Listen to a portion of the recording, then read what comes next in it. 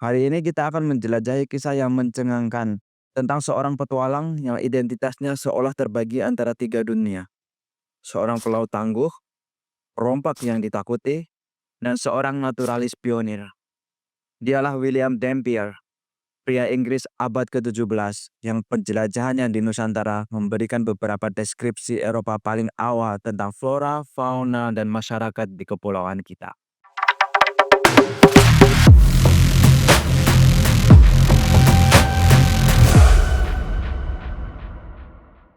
Dampier adalah sosok yang penuh kontradiksi. Dia merampok kapal-kapal Spanyol sambil dengan teliti mencatat spesies tumbuhan baru dan menggambarkan budaya lokal dengan ketelitian seorang ilmuwan di tengah kehidupannya yang keras sebagai bajak laut. William Dampier lahir pada tahun 1651 di East Cooker, Somerset, Inggris. Lahir sebagai anak petani, masa kecilnya jauh dari kehidupan pelaut yang nantinya akan ia jalani. Namun setelah menjadi yatim piatu dan magang pada seorang kapten kapal, Dampier mulai menjalani kehidupan laut yang akan mendefinisikan keseluruhan hidupnya.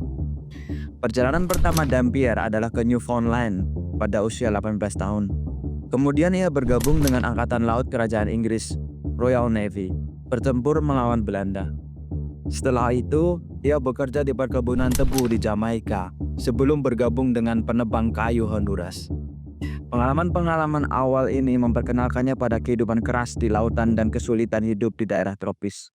Yang membuat Dampier benar-benar unik adalah kombinasi dari karakter petualang, pelaut keras, dan kecerdasan naturalnya yang tajam. Meskipun hanya mendapatkan pendidikan formal yang sangat terbatas, Dampier memiliki keingintahuan yang besar tentang dunia alam.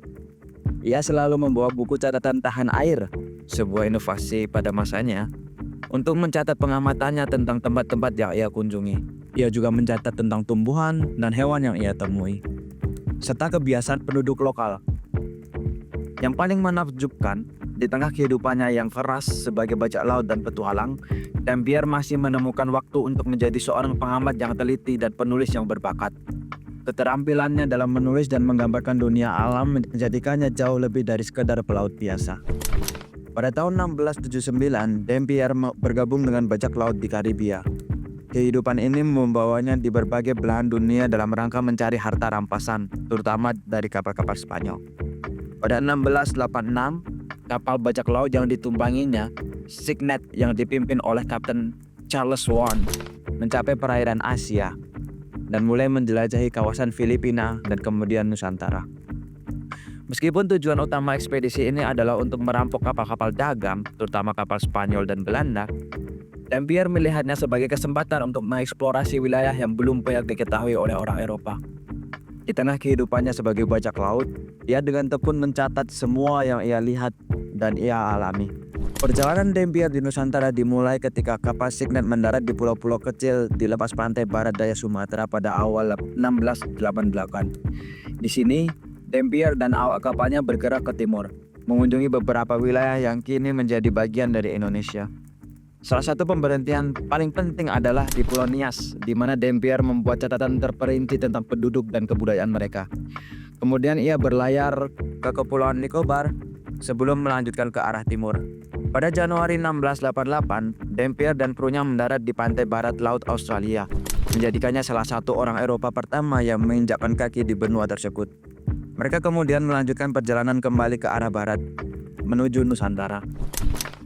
Di Spice Island atau Kepulauan Maluku, Dampier mengamati praktik perdagangan rempah-rempah yang dijalankan oleh VOC, perusahaan Hindia Timur Belanda. Ia mencatat dengan detail bagaimana Belanda mengendalikan produksi dan perdagangan cengkeh dan pala dengan sangat ketat, termasuk praktik-praktik monopolistik yang mereka terapkan. Dampier juga mengunjungi Sulawesi, di mana ia membuat pengamatan tentang kerajaan Goa, yang saat itu masih menjadi kekuatan dominan di wilayah tersebut. Ia mencatat struktur sosial masyarakat dan hubungan kompleks antara berbagai kerajaan lokal dengan kekuatan kolonial. Dalam perjalanannya di Nusantara, Dampier membuat catatan terperinci tentang berbagai spesies tumbuhan dan hewan yang ia temui. Banyak dari spesies ini belum dideskripsikan dalam literatur Eropa sebelumnya, menjadikan Dampier salah satu naturalis pionir di wilayah ini. Dampier mendeskripsikan dengan detail berbagai jenis buah-buahan tropis seperti mangga, durian, dan rambutan. Ia memberikan perhatian khusus pada durian, menggambarkan kontras antara aroma yang menyengat dengan rasa yang nikmat. Sebuah observasi yang terus diulang oleh pengunjung Eropa hingga hari ini. Dalam catatannya tentang flora Nusantara, Dampier mencatat penggunaan tanaman obat oleh masyarakat lokal. Ia sangat tertarik pada bagaimana penduduk setempat menggunakan berbagai jenis tumbuhan untuk mengobati berbagai penyakit. Ketertarikannya pada etnobotani ini mendahului zamannya. Dampier juga mencatat berbagai jenis spesies burung dengan warna-warna mencolok dan suara yang khas, serta berbagai jenis primata yang ia temui di hutan-hutan Sumatera dan Sulawesi. Ia memberikan deskripsi tentang orangutan, yang mana merupakan salah satu deskripsi paling awal yang relatif akurat tentang spesies ini dalam literatur Eropa. Yang menarik, Dampier sering mencampur observasi ilmiah yang teliti dengan cerita pelaut yang kadang dilebih-lebihkan. Misalnya ketika mendeskripsikan komodo di pulau-pulau kecil di Indonesia Timur, ia menggambarkannya sebagai naga darat yang mengerikan dan menambahkan elemen-elemen dramatis dalam narasinya. Meski demikian, detail-detail dasar dari deskripsinya tetap akurat secara ilmiah.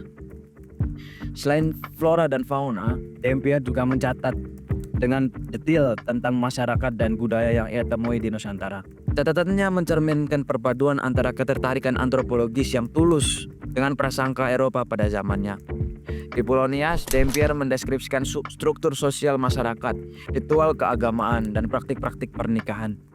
Ia mencatat bahwa masyarakat Nias memiliki tradisi unik dalam membangun rumah yang terorganisir dengan baik. Ketika berada di Maluku, Dampier mengamati interaksi kompleks antara penduduk asli, pedagang Muslim, dan kolonial Belanda. Ia mencatat bagaimana kebijakan monopoli Belanda telah mengubah kehidupan ekonomi dan sosial masyarakat lokal. Dampier juga mendeskripsikan dengan detail tentang pakaian, makanan, dan kebiasaan sehari-hari dari berbagai kelompok etnis yang ia temui. Yang menarik, meski hidup sebagai bajak laut, Dampier seringkali menunjukkan sikap yang relatif menghormati budaya lokal, setidaknya dalam tulisannya. Ia berusaha memahami logika di balik praktik-praktik yang asing baginya, alih-alih sekedar menghakimi berdasarkan standar Eropa. Namun catatannya tentunya tidak sepenuhnya bebas dari bias kolonial. Ia kadang menggambarkan produk lokal dengan istilah-istilah yang merendahkan, mencerminkan pandangan Eurocentris yang lazim pada zamannya. Meski demikian, dibandingkan dengan banyak penulis Eropa semasanya, Dampier seringkali menunjukkan tingkat objektivitas dan penghargaan yang lebih tinggi terhadap budaya-budaya yang ia jumpai. Setelah kembali ke Inggris pada tahun 1691, Dampier menerbitkan catatan perjalanannya dalam buku berjudul A New Voyage Around the World pada tahun 1697. Buku ini segera menjadi bestseller dan menjadikan Dampier terkenal di Inggris dan Eropa. Kesuksesan buku ini membawa Dampier ke lingkaran ilmuwan ternama seperti Royal Society, di mana ia diterima sebagai anggota. Sebuah kehormatan luar biasa bagi seorang dengan latar belakang sebagai bajak laut. Karya Dampier membawa dampak besar pada perkembangan ilmu pengetahuan dan eksplorasi di era berikutnya. Deskripsinya yang akurat tentang angin dan arus laut di wilayah tropis yang ia kumpulkan selama perjalanannya menjadi referensi penting bagi pelaut dan penjelajah berikutnya. Yang lebih penting lagi, catatan Dampier tentang flora, fauna, dan masyarakat Nusantara membuka mata dunia Eropa tentang kekayaan alam dan keragaman budaya di wilayah ini. Banyak naturalis berikutnya termasuk Joseph Banks yang menemani Kapten James Cook terpengaruh oleh catatan Dampier dan berusaha mengikuti jejaknya. Dampier juga berpengaruh langsung terhadap Charles Darwin. Ketika berangkat dengan kapal HMS Beagle, Darwin membawa serta karya-karya Dampier dan sering merujuknya dalam catatannya sendiri. Beberapa konsep tentang penyebaran geografi spesies yang kemudian menjadi bagian dari teori evolusi Darwin mungkin terinspirasi oleh pengamatan Dampier tentang variasi spesies di berbagai pulau di Nusantara. Warisan terpenting Dampier adalah pendekatannya yang empiris dan sistematis dalam mengamati dunia alam. Di era ketika banyak catatan perjalanan masih dipenuhi dengan mitos dan cerita yang dilebih-lebihkan, Dampier berusaha untuk memberikan deskripsi yang akurat dan berdasarkan pengamatan langsung. Dampier memperkenalkan beberapa konsep penting dalam ilmu biogeografi melalui pengamatannya tentang distribusi tumbuhan dan hewan di Kepulauan Nusantara.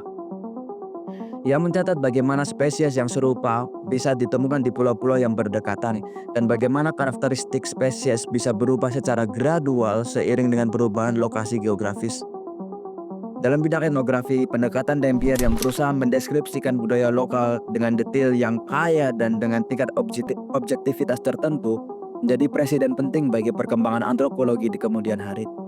Meski demikian, kita juga perlu mengakui bahwa Dampier adalah manusia dari zamannya dengan segala keterbatasan dan biasnya. Namun usahanya untuk memahami dan mendokumentasikan dunia yang ia jelajahi dan pendekatan yang relatif sistematis tetap patut dihargai sebagai langkah penting dalam perkembangan ilmu pengetahuan. Kisah Dampier mengingatkan kita bahwa pengetahuan seringkali datang dari sumber-sumber yang tidak terduga, dan bahwa terlepas dari motivasi atau latar belakang seseorang, kontribusi mereka terhadap pemahaman manusia tentang dunia bisa menjadi nilai yang bertahan lama. Terima kasih telah menyaksikan video ini. Sampai jumpa di video artefaktual selanjutnya.